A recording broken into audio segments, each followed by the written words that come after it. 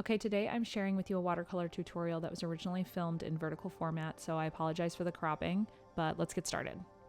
With a wet brush, I mix up some blue and green together, and I start to paint from roughly the horizon line upward. I'm using one of those brushes that has a water container inside it, which I'm not used to, so this was kind of, you can tell I'm going back and forth, dipping my brush in water, trying to get used to the amount of water that you can squeeze out with this brush. So I usually like to wet my paper a little bit and then see how much paint I need based on that. And I use kind of broad strokes here. This brush is a little bit small to paint like an entire background, but you can see here, like, it just takes a little bit longer to fill it out. And it won't be like perfectly uniformly flat, which is okay because that's kind of what I wanted for this painting. So I start to fill in all of the gaps and paint the woods area. And this is going to be kind of a 3/4 view where the horizon's near the bottom and most of the view is going to be above that. So I chose some kind of surreal colors for this. For the ground area, I mixed up like pink, red, and a little bit of violet to make this contrasting color. And you can see here that it's going to have like some more darker areas that I blend outwards from. And I use a little bit of that blue-green color to darken it. I'm using rounded brush strokes to make that kind of misty feeling, like cloud-like shapes, which really helps for the surreal atmosphere. I'm also letting the water naturally settle with the pigment into different areas. There's going to be a dark tree in the foreground, and I'm painting like where that shadow kind of reaches. You can see here, you can look back at the original photo of the finished piece and you can see where that's going to end up. So this is going to make some interesting foreground, background interplay. And occasionally, if you see me push a little bit of paint with my brush, it's because I got a little bit of chunk of watercolor on the tip of my brush. And sometimes that can make a unpleasant surprise later when the pigment like breaks apart everywhere. So I try to push it right off before I can find that out. I'm using more intense of that color, the pink violet color on the lower right corner, and blending it outwards. If you're painting your own version of this, you can choose where you want the darker spots to go, or you can just let the paint settle where it settles. So the rest of this part of the video, I basically just smooth out what I want the paint areas to look like. And towards the top, I start making like little tree bristle looking shapes. And it's always really difficult to paint these edges because this notebook is pretty small. So I have to like really carefully and slowly work it in while my finger is, of course, smudging the paint. So for this next part, I'm going to add more of that really dark violet color with a little bit of blue. And I start marking out where this dark foreground area is going to be. The tree is going to be near this area, so I just kind of, this is like the shadowed area of where it's going to be. And I'm just carefully painting around it so that the edges are a little softer. And then I add a dark area on the right side. And this is kind of like pushed back a little bit from the front foreground. And then I add a little bit more darkness to the right side. And then I start to paint like a tree-like shape right there. And you can see I'm like flicking my brush outwards to make it a little bit like tree branch feeling. And I layer it a little bit darker. The paper's still pretty wet here, so when you paint these types of brush strokes, they will fade and blur a lot. So depending on the effect you want, this could look really cool. It could look like misty and surreal, or if you want it more precise, you can also wait until the paint is dry and the paper is dry. Okay, so the next step I'm gonna do is paint that dark tree on the far edge of the painting, and I apologize, it does kind of go off the edge here. I didn't record it all, but you can see I'm mixing that blue-green color, painting it all the way up, and then using my brush that's mostly dry to paint these tree branches like so. It helps to do it while it's dry because you'll get that really rough shape on the edge. I always paint a little bit short of where I think I want it to be because you can always add a little bit of extra tree branch. But once you paint it, you can't really take it back as easily. So just get a little cautious sometimes until you get used to the way the brush paints and the way that it looks on the paper. And now I'm going to do the other tree that's on the right side. And this one is going to look a little bit different. I'm actually going to use a wet brush and mix the paint in that cloud-like rounded brush shape like you can see here. This is a more full tree and less of a piney evergreen look. So I kind of dapple the brush to look like tree branches, and then I kind of mix it as I go. It's much darker towards the horizon and then lightens as it goes up, which kind of gives the illusion that it recedes into the air and it's very, very tall, and it looks kind of cool. And then you can use like the flat side of your brush to give more texture to the edge, as you can see here. You can always practice your brush strokes if you're afraid of messing it up and get used to the way your brush paints. And then I'm painting a little gap here. These are where the tree trunks are, and there's a little bit of that pink showing through, which I think looks kind of cool. I add a few more tree trunks here and there and paint some more branches. And I add another layer of that paint to darken it. And this is always really helpful if the paper's already a little bit wet. You can add that pigment in and then push it to where it needs to go.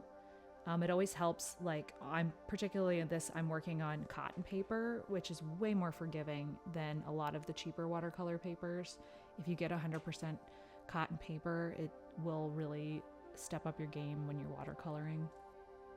And sometimes on a brush like this that's kind of got a flat edge, I kind of like pinch it a little bit and then use like the different sides of it to get more precise brush strokes. And I start forming another evergreen tree. You can see in the background right there on top of the one in the far back. So it's kind of receding a little bit. And then I go back to this tree. I decide I want it to be even darker, and I add another layer of paint, which with the brush strokes can be a little tricky. You just have to be careful when you're painting. Okay, so I'm adding a dark blue-purple layer to the foreground, and I'm using mostly a wet brush on dry paper, and I'm using outward strokes like this to add more like foliage to the foreground.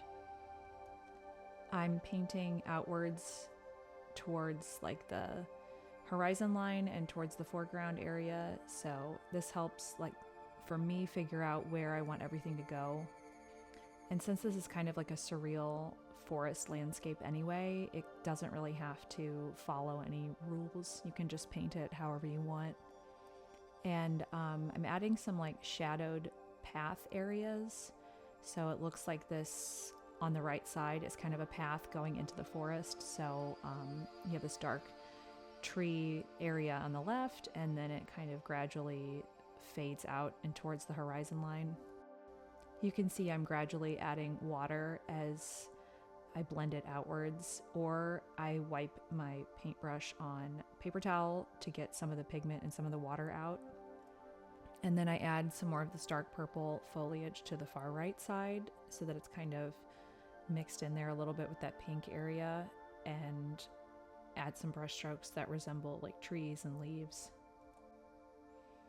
And then I start bringing that out towards the path area and blending it a little bit more.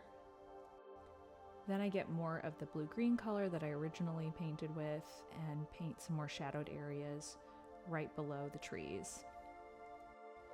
I get my brush really wet and blend everything together, which is the nice thing about watercolor is when you layer it, it looks really, really nice. You can see a lot of those colors. I decide to add another little tree shape here. This one's going to be smaller and it's a little trickier with this brush, but you know, if you use the flat side of it, you can get that tree-like shape and those branches to go how you need them to go. And I add a little bit more, some dark blue lines to kind of blend them in there.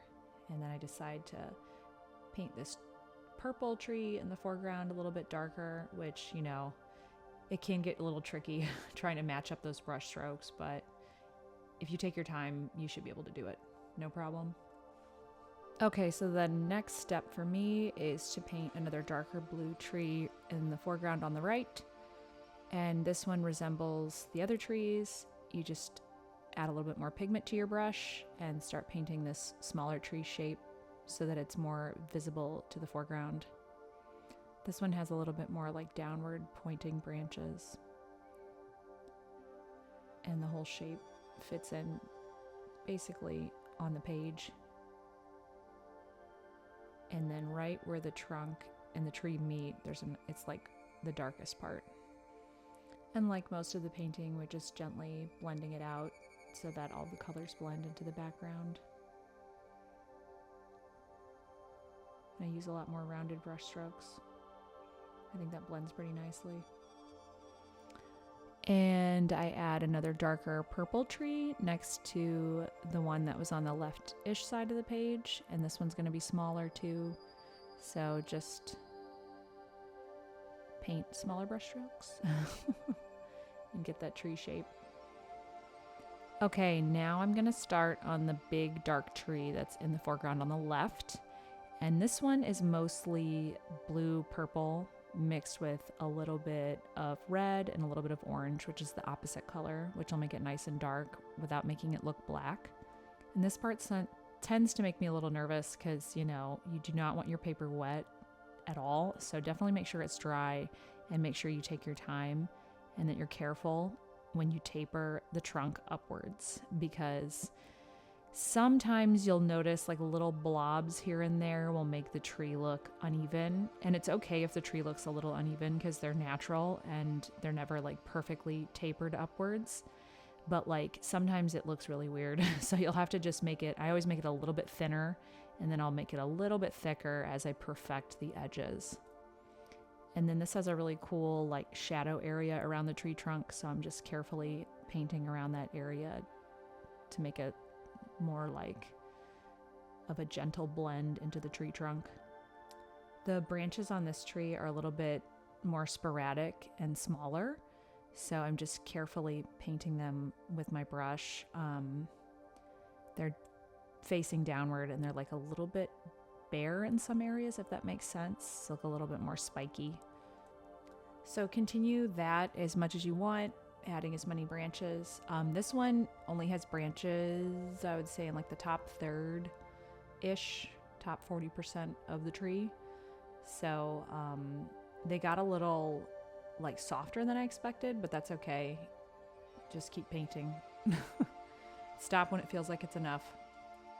Then you add your dark tree on the other side, and this one's a little bit to the left of the blue tree on the right. And I think that makes like a nicer composition. Then it looks like there's one large tree and then another large tree and then the rest kind of recede into the background. This one got a little bit lighter as I painted upwards, which, you know, gives the effect that it's going up into the distance. And this one also had the same type of sporadic branches that the other tree did. So you can just copy the previous process. And also it has the cool like softening shadow on the edge. So just get your brush wet and gently blend it outwards into the rest of the forest. Once you finish the base of the tree trunk, then you can start adding the branches. And this one is similar, like I said, to the other tree on the left. And I'm trying to be careful and just like really barely touching the paper with my brush so that it can get a nice wispy brush stroke. I always think it looks nice when there's a lot of variety in how thick the brush strokes are. So like some of them are thick, but then some of them are like really, really thin. So I try to like get that variety. Sometimes it's harder depending on the brush you're using. So that's why I usually use a small brush and then like make it thicker as I need to do it. So you can see here I'm trying to like skate the brush on the paper as much as possible and then adding a few stray branches here and there.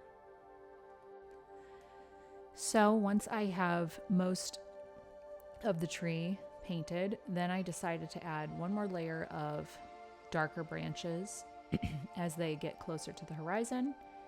and this gives like a more sparse look to the tree. And it is always challenging to paint in the middle of what's called the gutter of the book, like right where the 2 pages meet. So I'm always super careful about that, and sometimes water tends to pool there, so you know, just be careful, be aware of that if you're painting in that orientation.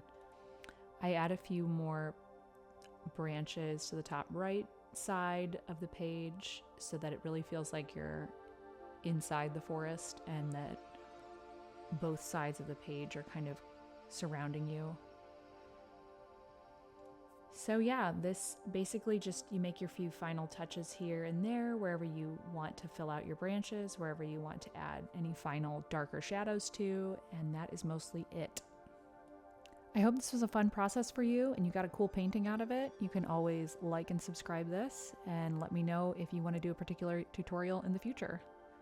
Thank you. Have an awesome day.